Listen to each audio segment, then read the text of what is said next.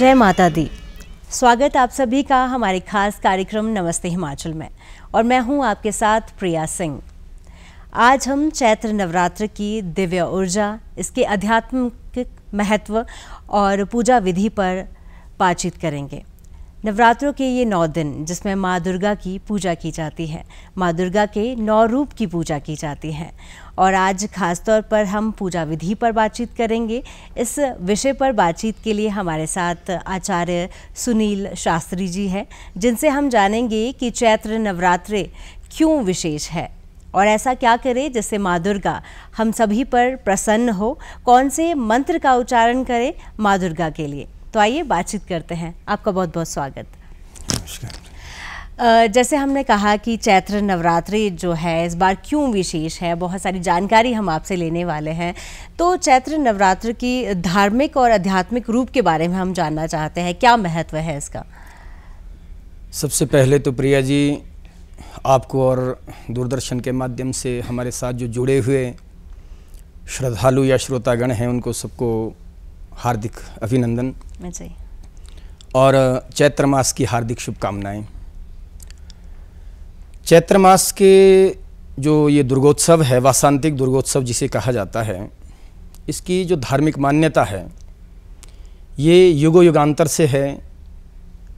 ऐसी मान्यता है कि आज ही के दिन शुक्ल चैत्र मास शुक्ल पक्ष प्रतिपदा से ये जो सृष्टि है, जो इस सृष्टि का निर्माण दैवीय शक्तियों के द्वारा किया गया था। तो सृष्टि का प्रारंभ होना वासांतिक दुर्गोत्सव में चैत्र मास की प्रतिपदा से, यहीं से नवरात्रे प्रारंभ हो जाते हैं। तो यहीं से इसकी धार्मिक जो मान्यता है वो जुड़ती है जी। और इन दिनों में माँ भगवती के जो 9 स्वरूप है उनका वंदन, पूजन, आराधन करना और उस पूजा के द्वारा एक आध्यात्मिक जो अनुभूति है उसको प्राप्त करना, ये सबसे बड़ा इसका महत्वपूर्ण कारण रहता है जी। अगर हम आध्यात्मिक मान्यता की बात करते हैं तो देखा जा सकता है कि आत्मा की उन्नति और आत्मबोध करने के लिए ये जो दिन हैं ये विशेष प्रशस्त माने गए हैं। हम लोगों ने मनुष्य शरीर में आकर के जन्म लिया है। यहाँ पर आकर के व्यक्ति का जो उद्देश्य है, पुरुषार्थ चतुष्टय की सिद्धि है, धर्म, अर्थ, काम और मोक्ष। इन चारों पुरुषार्थों की जो सिद्धि है वो माँ भगवती की विशेष उपासना से होते हैं। और उपासना के लिए ये जो 9 दिन हैं ये सबसे श्रेष्ठ माने गए हैं। तो इन वासांतिक दुर्गोत्सव में जो धार्मिकता यही है कि इन दिनों में माँ भगवती की विशेष पूजन किया जाता है और सात्विक आराधना की जाती है, और उस सात्विक आराधना के द्वारा आत्मिक जो बल है उसको प्राप्त करके अपना जो जीवन है उस जीवन को धन्य किया जाता है। ये हमारी सनातन की मान्यता है जी। जैसा आचार्य जी, अगर हम बात करें चैत्र नवरात्र की, साथ में शारदीय नवरात्र भी मनाई जाती हैं जो भक्तजन सभी जानते हैं, पर पूरी साल में अगर हम बात करें तो कितनी बार नवरात्रि मनाई जाती हैं? देखो प्रिया जी, जो हमारी शास्त्रों की मान्यता है या वेदों में, पुराणों में जो कहा गया है, तो नवरात्रियां वैसे साल में या संवत में 4 बार मनाई जाती हैं, जिसमें 2 बार तो ये गुप्त नवरात्रियां होती हैं और 2 जो नवरात्रियां वो बड़े हर्षोल्लास से उन पर्वों को मनाया जाता है। तो जो हर्षोल्लास से मनाए जाते हैं वो पर्व है वासांतिक दुर्गोत्सव और शारदीय दुर्गोत्सव। वासांतिक दुर्गोत्सव चैत्र मास शुक्ल पक्ष की प्रतिपदा से मनाया जाता है और जो शारदीय दुर्गोत्सव है वो अश्विन मास शुक्ल पक्ष की प्रतिपदा से मनाया जाता है जी। तो इस समय जो ये वासांतिक नवरात्र मनाया जाता है, इस समय वसंत अपने चरम पर होता है जी। चारों तरफ हरियाली, फूल खिल रहे होते हैं और प्रकृति एक नया स्वरूप लेकर के हमारे सामने आती हैं। तो इन दिनों में, इन दिनों को हम बड़े सही ढंग से इसको मनाएं और आत्मिक ऊर्जा को, बल को प्राप्त करें, ईश्वरीय कृपा को प्राप्त करें। तो इसके लिए जो वासांतिक दुर्गोत्सव है उसको मनाया जाता है जी। और इन दिनों में आप देखते हैं कि सर्दियों के बाद धूप खिलती है और थोड़ा सा अब मौसम जो है वो गर्मी का शुरू होने जा रहा है। तो इन दिनों में मानव ही नहीं, अन्य जीव जंतु पशु पक्षी है, उनके ऊपर भी एक प्रकृति का एक निराला ही प्रभाव होता है, नई ऊर्जा प्राप्त हो रही होती है। तो इस समय जब हम माँ भगवती का आराधन करते हैं तो हमारा जो जीवन है वो धन्य हो जाता है। इसी तरह से जो हमारा शारदीय दुर्गोत्सव है उसके साथ हमारी दो मान्यताएं जुड़ी हुई हैं। एक तो उस समय एक माँ भगवती का जो महिषामर्दिनी एक स्वरूप हुआ था, उन्होंने उस महिषासुर का वध किया था। और वो महिषासुर यद्यपि अगर दूसरे आध्यात्मिक दृष्टि से देखें तो हमारे अंदर ही जो काम, क्रोध, लोभ, मोह, ईर्ष्या, द्वेष, छल, कपट, दंभ, व्यभिचार इत्यादि बहुत से दुर्गुण जो महिषासुर का स्वरूप लेकर के हमें प्रताड़ित कर रहे हैं, पीड़ित कर रहे हैं, तो इनके ऊपर विजय लेने के लिए जो है ये विशेष 9 दिनों की आराधना की जाती है जी। दूसरी मान्यता ये भी है कि जो शारदीय दुर्गोत्सव है वो एक विजय की एक गाथा है। इन दिनों 9 दिनों तक भगवान श्री रामचंद्र ने पहले माँ भगवती की आराधना की, उपासना की, माँ भगवती से वरदान प्राप्त करके जो दशानन रावण हैं, जो कि काम का प्रतीक था, क्रोध का प्रतीक था जी, उसके ऊपर उन्होंने विजय को प्राप्त किया था। तो उस समय से लेकर के ये बड़े हर्षोल्लास से ये शारदीय दुर्गोत्सव मनाया जाता है जी। इसी तरह से हमारे 2 गुप्त नवरात्रे हैं, जो एक माघ मास में और एक श्रावण मास में आता है। ये जो गुप्त नवरात्रे हैं ये एक गुप्त साधना का काल है जी। जो व्यक्ति विशेष, भक्त विशेष आत्मिक उन्नति चाहता हो और सुख, समृद्धि, ऐश्वर्य को प्राप्त करना चाहता हो तो वो गुप्त रूप से माँ भगवती का आराधन 9 दिनों तक करता है और उस आराधना के द्वारा वो एक अपना जो मनोरथ है वो सिद्ध करता है। तो ये जो 4 नवरात्रे हैं, इन चारों नवरात्रों का अपना अपना अलग अलग विशेष महत्व है। इन 4 नवरात्रों में जो 2 महत्वपूर्ण नवरात्रे हैं, वासंतिक दुर्गोत्सव और शारदीय दुर्गोत्सव, इन दिनों में तो भगवती माँ की विशेष कृपा हमें प्राप्त होती है। ये शास्त्रों की जो मान्यता जी। जिस तरह आचार्य जी आपने कहा कि चैत्र नवरात्रे और शारदीय नवरात्रे जो सभी भक्तजन जानते हैं और बड़ी धूमधाम से मनाई जाती हैं, और गुप्त जो नवरात्रे रहती हैं जिसे 2 बार मनाया जाता है, उसे क्या पूरी वैसे ही विधि विधान से मनाया जाता है? माँ दुर्गा के 9 रूपों की पूजा उसी तरह की जाती है, क्या कुछ रहता है? पूजा की पद्धति, माँ के स्वरूप का पूजन, इसमें तो किसी भी तरह की कोई न्यूनता या अत्यधिकता नहीं होती है। पूजा का जो क्रम है वो एक जैसा ही होता है।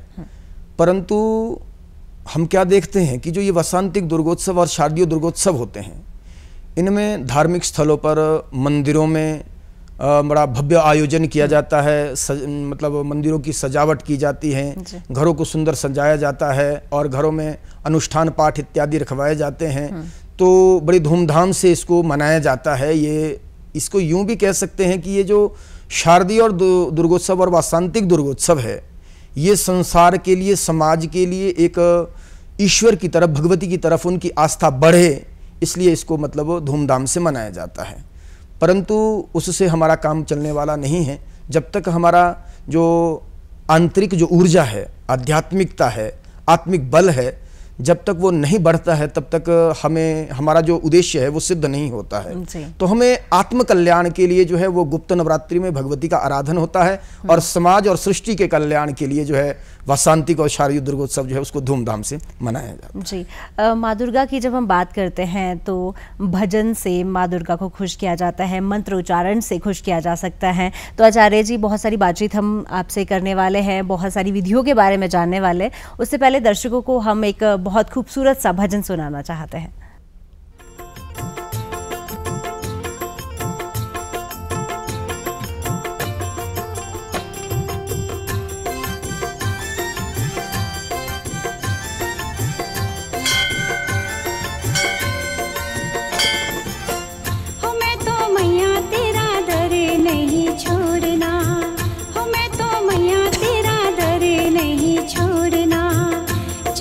छूट जाए मैया सारी दूर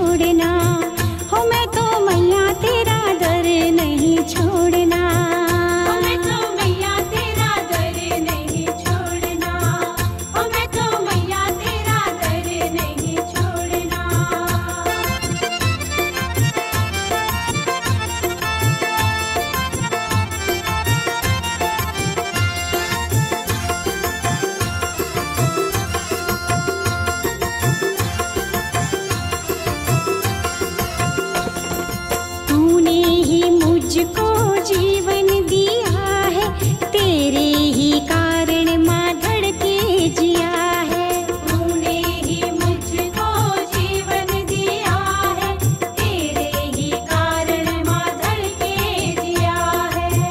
हो चाहे छूट जाए मैया सारी दुनिया, हो चाहे छूट जाए मैया सारी दुनिया, हो मैं तो मैया तेरा दर नहीं छोड़ना, हो मैं तो मैया तेरा दर नहीं छोड़ना, हो मैं तो मैया तेरा दर नहीं छोड़ना, हो मैं तो मैया तेरा दर नहीं छोड़ना। दर्शकों, आप देख रहे हैं नमस्ते हिमाचल और हम बात कर रहे हैं चैत्र नवरात्रों के 9 दिनों की। जिस तरह आचार्य जी हमने बात की माँ दुर्गा के 9 रूपों की, तो 9 रूपों की किस तरह से पूजा की जाती है, क्या क्रम रहता है और हर दिन का क्या विशेष महत्व होता है? नवरात्रि 9 दिन तक होते हैं और ये 9 दिन तक ही क्यों होते हैं ये मैं पहले आपको बता दूं जी।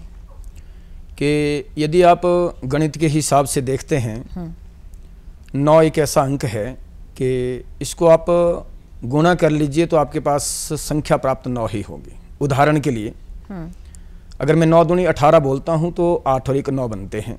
9 तियां 27, 7 और 2 9, 9 तियां 36, 6 और 3 9। मतलब कहीं तक भी अगर आप कहाँ गुणा करते हैं तो हमारे पास जो पूर्ण संख्या है वो 9 ही मिलती है। 9 ही मिलती है जी। इसके अलावा अगर 8 को आप देखते हैं तो 8 को जब गुणा करेंगे तो उसमें क्रम 7, 6, 5, 4 मतलब घटता हुआ आएगा। तो इस 9 के अंक में ना कोई क्रम घटता है ना बढ़ता है। आप कहीं से भी जाइए आपको 9 की ही प्राप्ति होती है। तो इसलिए ये जो 9 दिन हैं, इन 9 दिनों को 9 स्वरूप में माँ भगवती के जो स्वरूप है उनकी आराधना की जाती है जी। इसको एक श्लोक के माध्यम से पहले हम जानने का प्रयास करेंगे, जिसमें कहा गया है प्रथमम शैलपुत्रीम, द्वितीयम ब्रह्मचारिणी, तृतीयम चंद्र घंटेति, कुष्मांडेति चतुर्थकम, पंचमम स्कंध मातेति, षष्ठम कात्यायनीति च, सप्तमम कालरात्रि महागौरीति च अष्टमम, नवमम सिद्धिदात्री च नवदुर्गा प्रकृतिता। ये माँ भगवती के 9 नाम हैं जिनका विशेष रूप से आराधन उपासना जो है नवरात्रों में की जाती है। पहले दिन पहले नवरात्रे में माँ भगवती का जो है शैलपुत्री के रूप में पूजन किया जाता है। दूसरे नवरात्रे में माँ का जो ब्रह्मचारिणी रूप है उसमें भगवती माँ का पूजन किया जाता है। तीसरे नवरात्रे में माँ भगवती का जो एक चंद्र घंटा स्वरूप है उस रूप में माँ भगवती का आराधन किया जाता है। चतुर्थ में माँ का जो है कुष्मांडा एक स्वरूप है, उस कुष्मांडा के स्वरूप में हम भगवती माँ का आराधन करते हैं। पंचम जो है वो स्कंध माता के रूप में माँ भगवती का स्तवन करते हैं और षष्ठ में कात्यायनी, सप्तम में कालरात्रि, अष्टम में महागौरी और नवम में सिद्धिदात्री जी। अब इसको एक दूसरी पद्धति से अगर हम समझते हैं, एक बालिका का जन्म होता है तो जन्म में उसका जो एक शैशव अवस्था है, अगर हम वहाँ से लेकर के उसके मतलब पूरे जीवन का अगर हम आकलन करते हैं तो इसी तरह से माँ भगवती का जो पहला जो स्वरूप है वो है शैलपुत्री। शैल पर्वत को कहा जाता है, तो पर्वत की जो पुत्री के रूप में अर्थात प्रकृति की आराधना के रूप में विशेष माँ भगवती का स्तवन किया जाता है। तो शैलपुत्री एक भगवती माँ का एक सबसे एक मतलब शैशव काल का जो स्वरूप है उसकी आराधना की जाती है। दूसरा जो स्वरूप है वो ब्रह्मचारिणी है। इसमें आप ये मान लीजिए जैसे 8-9 वर्ष की जो कन्या होती है वो भगवती का स्वरूप होती है। पूर्ण ब्रह्मचर्य में माँ भगवती का एक पराकाष्ठा को प्राप्त करती हैं जी। तीसरे में आप देख सकते हैं कि वही भगवती जो है चंद्र घंटा अर्थात चंद्रमा की तरह मुख, जब सर्वांग सुंदर 15, 16, 17 साल की जो एक बालिका होती है तो सुंदर उसका स्वरूप होता है और धीरे धीरे यौवन आरूढ़ होता है और फिर उसका कुष्मांडा रूप आता है। कुष्मांडा रूप से भाव ये है कि इस समय वो अब प्रकृति का विस्तार करने में वो समर्थ हो जाती है, वो भगवती का स्वरूप जी। फिर वो आगे जैसे कुष्मांडा के बाद स्कंद माता है, फिर वो यौवन काल के बाद गृहस्थ धर्म में जैसे हम कोई महिला प्रवेश करती है तो एक माँ का रूप ले लेती है और एक बच्चे का वो लालन पालन करती है। और उसके उपरांत कात्यायनी जो है वो शौर्य और वीरता का प्रतीक है और कालरात्रि हमारी जितनी भी बुराइयां हैं काम क्रोध इत्यादि है उनके ऊपर जो विजय के लिए हम भगवती माँ का जो आराधन उपासना जो करते हैं वो भगवती का काल रात्रि स्वरूप है। और महागौरी तो गौरी माँ का जो स्वरूप है वो तो संपूर्ण कार्यों की सिद्धि करने के लिए उसका आराधन करते हैं। और फिर अंत में माँ का जो नौवां स्वरूप है वो सिद्धिदात्री है। वो इतनी समर्थ हो जाती है कि वो हमारी संपूर्ण जितने हमने श्रम किया है, भक्ति की है, आराधना की है, उसके अनुसार हमें सिद्धि को प्रदान करने वाली है। तो ये माँ भगवती के 9 स्वरूपों का इसमें आराधन किया जाता है। मैं आपको ये सरल एक रीति से कोशिश कर रहा हूँ, मतलब समझने की और समझाने की। वैसे भगवती माँ की अगर हम पुराणों के हिसाब से अगर हम इसमें देखते हैं कि ये स्वरूप क्या है, कैसे हैं, तो उसकी भी अलग अलग मान्यताएं हैं। पर सबसे सरल और सहज मान्यता यही है कि ये 9 स्वरूप है और इन 9 स्वरूपों में 9 दिनों के लिए एक एक स्वरूप का नित्य प्रति आराधन करके माँ भगवती का जो है कृपा पात्र हम बनते हैं। आचार्य जी, आपने बहुत ही अच्छी तरह से 9 रूपों का 9 स्वरूपों का व्याख्यान किया है और हमारे जो दर्शक हैं डेफिनेटली वो समझ पाए होंगे 9 रूपों को। और जिस तरह आपने कहा कि 9 रूप ही क्यों हैं, 9 दिन ही क्यों मनाया जाता है, वो भी आपने बहुत अच्छी तरह से बताया। अगर हम खास मंत्रों पर बातचीत करें तो ऐसे कौन से मंत्र हैं जो इन 9 दिनों को और ख़ास बनाते हैं? कौन से ऐसे मंत्र का उच्चारण करना चाहिए जो माँ भगवती के विशेष मंत्र हैं? पहले तो हम मंत्र का स्वरूप जानते हैं कि मंत्र किसे कहते हैं। तो मंत्र के बारे में शास्त्रों में जो कहा गया है, मननात् त्रायते इति मंत्र, अर्थात मन में ही जिसका त्रायण होता है, अर्थात जो हमारे अंतःकरण में ही जो घूमता है और घूम करके किसी विशेष उद्देश्य तक हमें ले आता है, वो मंत्र है जी। और माँ भगवती के वैसे तो अगर आप दुर्गा सप्तशती जो हमारा एक ग्रंथ है या देवी पुराण है, तो माँ भगवती से जुड़े हुए अनंतों असंख्य मंत्र हैं। पर इन मंत्रों में कुछ एक मंत्र ऐसे हैं जो माँ भगवती की आराधना के लिए समाज में प्रचलित है। तो उन मंत्रों की उपासना करने से हमें हमारे जो मनोरथ है वो सिद्ध होते हैं जी। जैसे कि एक सबसे प्रचलित मंत्र है, सर्व मंगल मांगल्ये शिवे सर्वार्थ साधिके शरण्ये त्र्यंबिके गौरी नारायणी नमस्तुते। ये इतना सरल, सहज और पवित्र मंत्र है जी। कि इसको यदि बच्चों से भी आप याद करवाते हैं तो सहज स्वरूप में वो याद कर सकते हैं जी। तो इस मंत्र का आप उच्चारण कर सकते हैं, जप कर सकते हैं, पाठ कर सकते हैं। इसके साथ फिर बहुत सारे ऐसे भगवती माँ के मंत्र हैं, ठीक है। जैसे माँ भगवती चामुंडा का एक मंत्र है, ओम ऐं ह्रीं क्लीं चामुंडाय विच्चै, इसको नवारण मंत्र भी कहा जाता है जी। इस मंत्र का जप नवरात्रों में बहुत ही फलदायक कहा गया है। बाकी बहुत सारे ऐसे मंत्र हैं जो अलग अलग कामनाओं के अनुसार जिनका पाठ किया जाता है और उनका जाप किया जाता है। जैसे शत्रु विनाश के लिए एक मंत्र है, सर्व बाधा प्रशमनम त्रैलोक्य अखिलेश्वरी एवमेव त्वया कार्य अस्मद वैरी विनाशनम। तो इसमें शत्रुओं के संहार के लिए इस मंत्र का जाप किया जाता है जी। तो शत्रु यहाँ कोई व्यक्ति विशेष नहीं है। अगर हम इसको व्यक्ति विशेष मान करके चले तो ये हमारी एक अल्पज्ञता होगी। तो शत्रु से भाव है जो हमारे अंदर, जो हमें काम क्रोध लोभ मोह ईर्ष्या द्वेष छल कपट इत्यादि जो हमारे दुर्गुण शत्रु के रूप में हमारे अंतःकरण में विराजमान है, जो हमें आगे नहीं बढ़ने दे रहे हैं और हमारी उन्नति में बाधक बने हुए हैं और अनेक तरह की समस्याएं जिनकी वजह से हमारे जीवन में आ जाती है। तो इन शत्रुओं के ऊपर कुठाराघात करने के लिए ये मंत्र जो है अगर आप जाप करते हैं तो इससे बहुत आपको शांति सुख की प्राप्ति होगी, समृद्धि और ऐश्वर्य की प्राप्ति होगी। इतना ऐसा मतलब इसका वर्णन है। क्योंकि ये जो दुर्गुण हैं, अगर हम श्रीमद् भगवद गीता से एक श्लोक लेते हैं तो भगवान श्री कृष्ण ने वहां पर स्पष्ट कहा है कि क्रोधात् भवति सम्मोह, सम्मोहात् स्मृति विभ्रम, स्मृति भ्रंशात् बुद्धिनाशो, बुद्धिनाशात् प्रणिष्यति।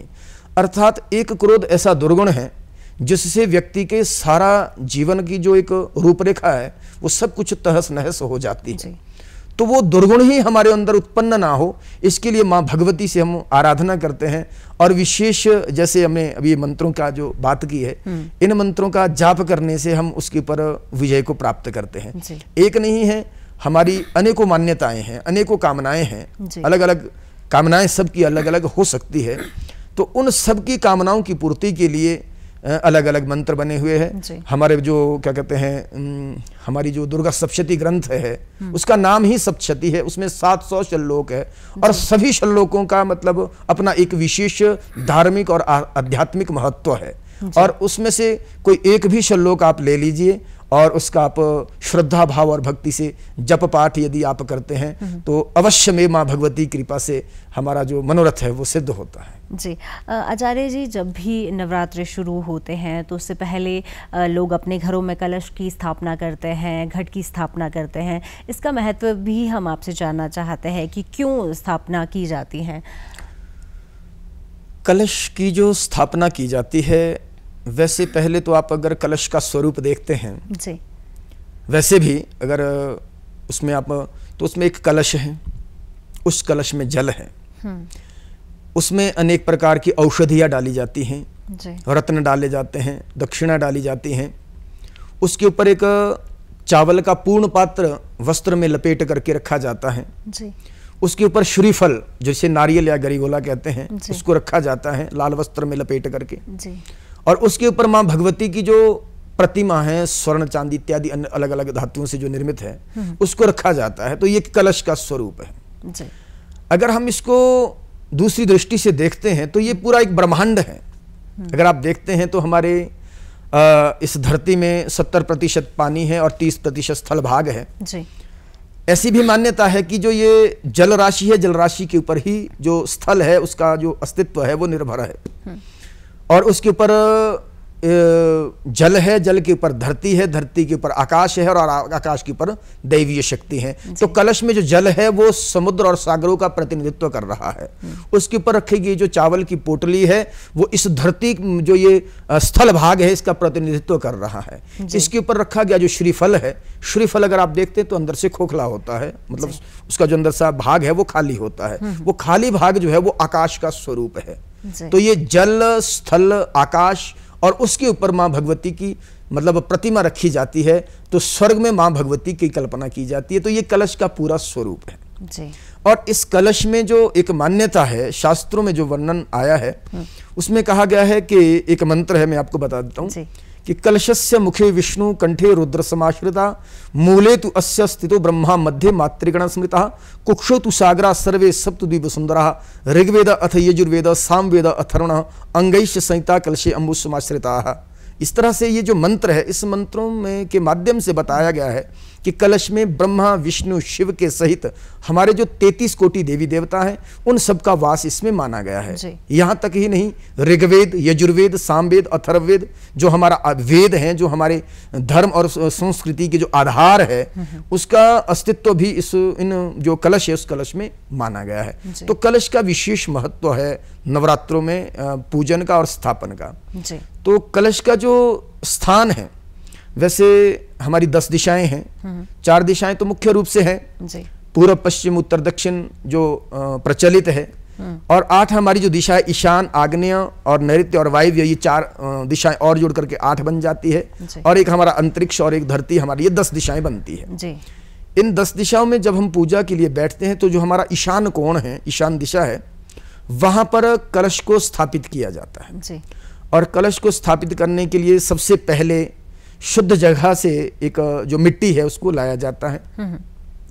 उस मिट्टी को गंगा जल इत्यादि प्रोक्षण करके एक उसके ऊपर एक यंत्र इत्यादि का निर्माण किया जाता है और फिर पहले भूमि का पूजन किया जाता है। भूमि का पूजन करने के उपरांत सप्तधान्य इत्यादि रखा जाता है और उसके ऊपर फिर कलश को स्थापित किया जाता है। कलश को स्थापित करने के उपरांत जल से भरा जाता है और जल के साथ साथ उसमें जो जल है वो बहुत, इसमें अगर हम गहराई में थोड़े से जाएंगे तो जल में एक तो वो जल है जो जल आप नित्य प्रति जिसका आप प्रयोग करते हैं, फिर इसके साथ 7 सरोवरों का जल उसमें डाला जाता है, गंगा जल उसमें डाला जाता है, 7 सागरों का जल जो है वो डाला जाता है।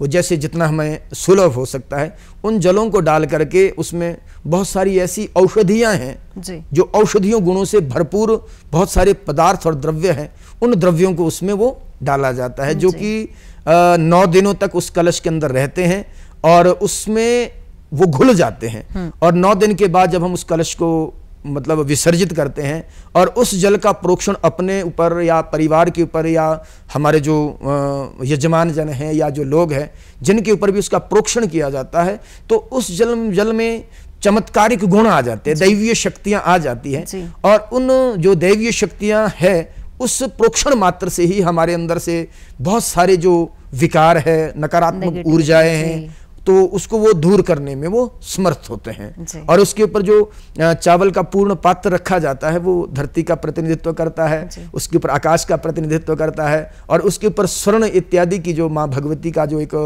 प्रतिमा है उसको रखा जाता है। तो और वहां पर फिर भगवती माँ का वो आराधन किया जाता है। इसके साथ साथ और भी बहुत सारी गतिविधियां पूजा में साथ में जोड़ी जाती हैं और वो एक तरह का एक जो हमारा मंडप इत्यादि तैयार किया जाता है, वहां पर बैठने मात्र से ही एक हमारे शरीर में नई ऊर्जा का संचार होता है और उस ऊर्जा के प्रभाव से आप अपने जो असाध्य लक्ष्य है उसको प्राप्त कर सकते हैं, जीवन को सुखी और समृद्ध कर सकते हैं। तो ये कलश स्थापन की विधान एक पूजा और पद्धति है। ये एक संक्षेप से मैंने आपको बताया है, बाकी विस्तार और विस्तृत स्वरूप अगर आप जानना चाहेंगे तो आप स्वयं जब इस तरह का अनुष्ठान करेंगे तो हमें पूरा पता इसके बारे में चलेगा। जी आचार्य जी, आप बहुत अच्छे से जानकारी दे रहे हैं और आपसे हम व्रत की विधि के बारे में, उसके महत्व के बारे में भी जानना चाहते हैं, पर उससे पहले हम चाहते हैं कि दर्शकों को एक और भजन दिखा दिया जाए।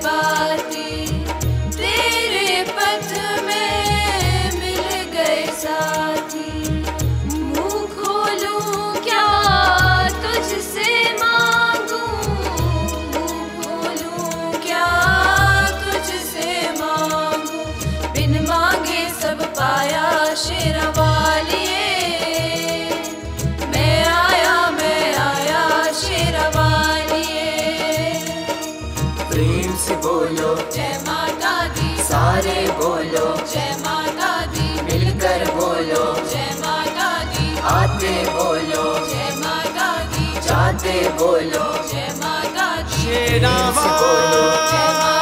वाली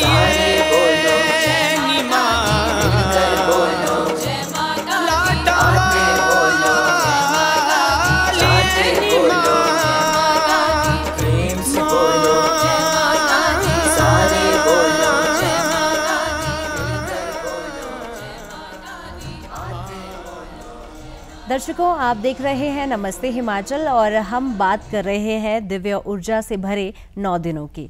आचार्य जी, जैसे हमने कहा कि व्रत विधि के बारे में खास तौर पर हम आपसे जानना चाहते हैं। बहुत लोग 9 दिनों तक व्रत और पूजा करते हैं, तो क्या सही विधि रहती है? किस तरह से व्रतों को रखना चाहिए? क्या कुछ पूरे दिन में हमें करना चाहिए? प्रिया जी, जो व्रत हैं, व्रत और उपवास हैं, ये पर्यायवाची हैं। इसका मतलब ये है कि उपवास व्रत अर्थात एक दैवीय शक्ति को प्राप्त करने के लिए, उसका सानिध्य प्राप्त करने के लिए, उसके नज़दीक जाने के लिए की जाने वाली विशेष उपासना। सामान्य दिनों में यदि हम देखते हैं तो हमारा जो खान पान होता है उसमें बहुत सारी ऐसी मतलब पदार्थ शामिल हो जाते हैं जो कि हमारे शरीर में तामसिकता उत्पन्न करते हैं, रजोगुण उत्पन्न करते हैं, आलस्य उत्पन्न करते हैं। तो ये सब जो है माँ भगवती की उपासना के लिए, ईश्वर की उपासना के लिए बाधक माने गए हैं जी। तो ये सब दुर्गुण हमारे इन दिनों में न रहे, इसके लिए व्रत लेने का एक विधान है जी। व्रत 9 दिनों तक चलता है और जो व्रत है, एक बात मैं आपके माध्यम से स्पष्ट कर देना चाहता हूं हमारे जो जितने श्रोता हमारे साथ जुड़े हुए हैं, कि व्रत हम केवल मात्र इन 9 दिनों के लिए भोजन जो है उसका हम त्याग करते हैं जी। और भोजन में भी जो तो तामसिक भोजन है वो तो वैसे भी इन दिनों में वर्जित होता है जी। परंतु सात्विक जो आहार हम ग्रहण करते हैं उसकी भी एक मात्रा सुनिश्चित की जाती है जी। सबसे पहला विधान तो ये है, आप शारीरिक स्तर पर समर्थ हैं, दैवीय कृपा से शरीर में किसी तरह की कोई आदि व्याधि नहीं है जी, तो आप 9 दिनों तक लगातार बिना भोजन किए भी आप रह सकते हैं। ये पहला स्वरूप है माँ भगवती की आराधना का। कलयुग का समय चल रहा है, अन्न में प्राण है जी। अन्न के बिना गुजारा नहीं चल सकता है जी।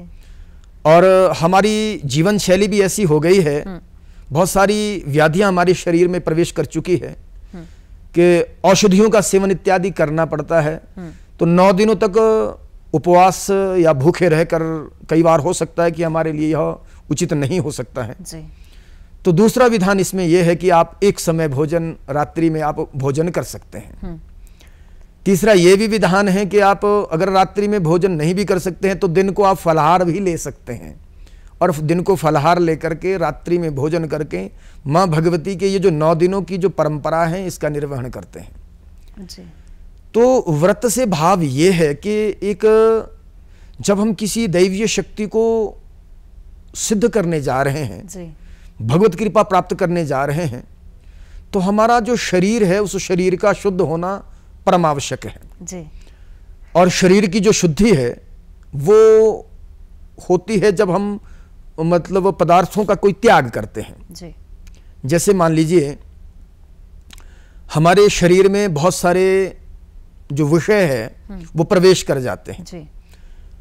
एक अग्नि है उदाहरण के लिए जी। अग्नि में आग अगर आप लकड़ियां डालते रहेंगे, समिधा डालते रहेंगे, तो वो अग्नि कभी भी बुझने वाली नहीं है जी। जितनी लकड़ियां आप ज्यादा डालेंगे वो उतनी ज्यादा मतलब प्रज्वलित होती जाएगी, उतना ही ज्यादा वो विकराल रूप धारण करती जाएगी जी। लेकिन जैसे ही आप उनमें से लकड़ियों को आप वापस खींच लेते हैं तो अग्नि बिना जल डाले ही वैसे ही शांत हो जाती है। वैसे ही हमारे शरीर में जो ज्ञानेंद्रिया और कर्मेंद्रिया हैं, पराचखानी कृतः, इनका जैसे बहिर्मुख भगवान ने इन्हें बनाया है, तो यदि हम इन्हें निरंतर हम जो अनित्यादि है जब इसका हम सेवन करते हैं तो निरंतर जब हम इनको एक वो आहार दे रहे हैं तो ये इंद्रियां जो है वो ईश्वर की तरफ प्रवृत्त नहीं होती है, वो संसार की तरफ प्रवृत्त हो जाती है, विषयालोलुप हो जाती है, उस पदार्थ को और ज्यादा प्राप्त करने के लिए वो लालायित हो जाती है।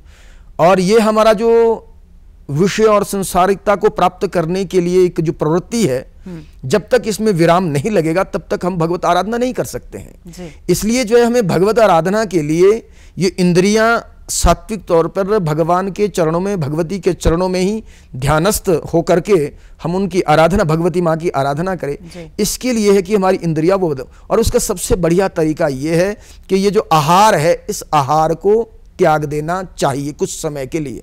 जब हम आहार को त्याग देते हैं, इंद्रियों को वो आहार नहीं मिलता है और उसमें एक नई शक्ति आ जाती है, नई ऊर्जा आ जाती है, एक आगे बढ़ने की एक नई ललक उत्पन्न हो जाती है। और ऊपर से जब साथ में भगवती का उपासना साथ में की जाती है तो हमारी जो मनोकामना है वो शीघ्र सिद्ध हो जाती है। ये व्रत का बड़ा विशेष प्रभाव है जी। और वैसे तो अलग अलग व्रत कहे गए हैं, निराहार लिए जाते हैं, बिना जल के भी लिए जाते हैं, तो लेकिन हमारे लिए जो नवरात्रियों के जो 9 दिन हैं, इन दिनों में सबसे पहला विधान ये है कि 9 दिनों तक आप निराहार रह सकते हैं। दूसरा विधान है कि एक समय आप फलाहार कर सकते हैं। तीसरा विधान है कि एक समय आप भोजन कर सकते हैं, पर वो भोजन जो है आपका सात्विक और शुद्ध होना चाहिए। और अन्न की जो शुद्धि है, उस शुद्धि के बारे में थोड़ा सा मैं आपको बताना चाहूँगा। अगर आप अपने घर में भी बड़े बूढ़े बुजुर्ग जो है उनको देखते होंगे तो अन्न को जो शुद्ध किया जाता है, पवित्र किया जाता है, उसको अन्न को पवित्र करने के 2 तरीके थे। एक तरीका तो यह है कि आपने सब्जी लाई, उसको पानी से धो लिया, धो करके उसका प्रयोग किया तो आपने एक शुद्धि अन्न की हो जाती है, उस पदार्थ की हो जाती है। लेकिन ये जो शुद्धि है, इस शुद्धि से तो केवल मात्र हमारा जो शरीर है, उस शरीर में जो प्रविष्ट होने वाले जो इस तरह के तत्व है, विषैले पदार्थ है, उनसे हम बच सकते हैं। परंतु जब तक ये आध्यात्मिक शुद्धि इसकी अन्न की नहीं होती है, तब तक हमारे मन में ईश्वर के प्रति जो आस्था और भक्ति है वो जागृत नहीं होती है। आध्यात्मिकता से मेरा मतलब है, मान लीजिए किसी किसान ने गेहूं तैयार किया है, फसल तैयार की है, वो अनाज मंडी में बेचने चला जाता है, वहां पर वो गेहूं को बेच देता है, परंतु उसे अभी धन की राशि प्राप्त नहीं हुई है। वो मुरझाए हुए चेहरे से घर में आ जाता है कि धन प्राप्त नहीं हुआ। वो अन्न जो है आगे मंडियों के माध्यम से जब हम आप लोगों तक पहुंचता है तो हम उसका बड़ा स्वाद से उसका सेवन करते हैं, तो हमें लगता है कि बड़ी पौष्टिकता हमें मिल रही है, बड़ा आनंद हमें मिल रहा है। लेकिन अगर हम दूसरी स्थिति को देखते हैं तो उसको जो मूलभूत जिसने उसको पैदा किया है, उसको अभी उसका श्रम नहीं मिला है। तो वो जो अन्न है वो शुद्ध हो सकता है, परंतु हमारे अंदर जो है वो आध्यात्मिकता और उसको उत्पन्न नहीं कर सकता है, क्योंकि उसकी वजह से कोई ना कोई अभी पीड़ित है। तो अन्न को शुद्ध करने का तरीका क्या था, जैसे मैंने आपसे कहा है, हमारे घरों में देखो अन्न को शुद्ध कितने प्रकार से किया जाता था। पहले खेत में जब अन्न बीजा जाता तो बीजने से पहले बीज से ही एक मुट्ठी भगवान के नाम से रख देते थे, सदाव्रत के नाम से। जब वो अन्न जो है सस्य का रूप धारण करता था तो उसमें से सबसे पहले गाय को काट करके जो है वो अन्न को काट करके गाय को खिलाया जाता था, वो दूसरी शुद्धि हो जाती थी। फिर जो अन्य वो जो सस्य है वो धान्य में जब बदल जाता था तो उसको फिर जब वो हमारे घर में अनाज बोरियों में भर करके आता था तो उसमें से पीसने के लिए घराट में ले जाए, उससे पहले भी उसमें से सदाव्रत के नाम से, भगवान के नाम से वो निकाला जाता था। वो अन्न पीस करके हमारे पास आता था और फिर रोटी बनाई जाती थी। रोटी में से भी पहली रोटी गाय की, दूसरी रोटी कुत्ते की, चौथी रोटी जो है, तीसरी रोटी जो है कौए के लिए, जिसमें जलचर, नवचर, स्थलचर तीनों जीवों में एक सामंजस्यता बिठाने का प्रयास किया जाता था। और उसके उपरांत अभी भी अन्न शुद्ध नहीं हुआ है। अब रोटी जब हमारी थाली में आती थी तो पहले उसमें अग्नि में आहुतियां दी जाती थी, फिर गोग्रास इत्यादि निकाल करके पंच प्राणाहुतियां दे करके तब जा करके उस अन्न को ग्रहण किया जाता था। तो अन्न को इतनी जब विधि से पवित्र किया जाता था, तो शुद्ध किया जाता था। जो अन्न है वो अन्न हमारे अंदर जो एक ऐसी ऊर्जा का संचार करता था जिससे कि हमें ईश्वर की प्राप्ति में जो है एक सहायक सिद्ध होता था। एक उसमें बात कही है उसमें कि जैसा खाओ अन्न वैसा होगा मन, और मनः एव कारणम बंध मोक्षयो, मन ही व्यक्ति के बंधन और मोक्ष का कारण है। तो हमारी जो मोक्ष की सिद्धि है वो भी अन्न से ही होती है। इसलिए जो है इन 9 दिनों में हम अपनी इंद्रियों को, हमारी जो इंद्रियां हैं वो देवोन्मुखी हो, भगवान की तरफ मुड़े, ईश्वर में आस्था हो, श्रद्धा हो। इसलिए जो है अगर हम इतने दिनों तक इस अन्न का जो है इतनी पवित्रता से नहीं भी रख पाते हैं, तो अगर हम इस अन्न को कुछ दिनों के लिए त्याग देते हैं, इंद्रियों को विराम देते हैं, तो इंद्रियों के अंदर एक नई ऊर्जा का संचार होता है और ये ईश्वर की प्राप्ति में बहुत ही सहायक सिद्ध होता है। तो ये व्रत का विशेष वो एक नियम है। दूसरी बात मैं आपको बताऊं कि व्रत केवल मात्र यहां पर लोग कहते हैं कि व्रत मानते हैं कि हमने भोजन छोड़ दिया तो व्रत मानते हैं, परंतु एक ध्यान देने वाली बात है, दूरदर्शन के माध्यम से हम लोगों से आग्रह करना चाहते हैं कि हमारे पास 5 ज्ञानेंद्रियां हैं। इन 5 ज्ञानेंद्रियों से प्रिया जी हम निरंतर आहार कर रहे हैं। बिल्कुल। आंखों से देखना भी आहार है, कानों से सुनना आहार है, जीवा से शब्दों का उच्चारण करना आहार है, रसास्वादन करना आहार है, आप प्राणवायु का ले रहे हैं ये आहार है, आप किसी का स्पर्श कर रहे हैं ये आहार है। तो अगर हम व्रत लेते तो अन्न को छोड़ना ही केवल मात्र व्रत नहीं है, अपितु हमारी जो ज्ञानेंद्रियां, इन ज्ञानेंद्रियों के जो विषय है, इन विषयों के में भी सत्वगुण, रजोगुण और तमोगुण तीनों तरह के विषय हैं। इन सभी दुर्गुणों और विषयों को त्याग करके आंखों से अच्छा देखना, कानों से अच्छा सुनना, जीभा से अच्छा उच्चारण करना और रसास्वादन जो है मादक पदार्थों इत्यादि का सेवन नहीं करना, अस्पृश्य का स्पर्श नहीं करना, ये सब भी जो है व्रत में ही आते हैं। अगर इनका भी हम भली भांति पालन करते हैं तो 9 दिनों में हमारी जो उपासना है उससे बहुत ज़्यादा हमें लाभ मिल सकता है। जी आचार्य जी, आपने जो भी आज जानकारी दी उसे बहुत ही अच्छी तरह से बताया और एकदम ऐसे बताया कि सभी को वो जानकारी समझ आई होगी। आपका बहुत बहुत धन्यवाद कार्यक्रम में आने के लिए, आपको बहुत बहुत धन्यवाद। तो दर्शकों, इसी के साथ आज का कार्यक्रम यहीं समाप्त होता है और आपको छोड़ जाते हैं एक बहुत ही खूबसूरत भजन के साथ।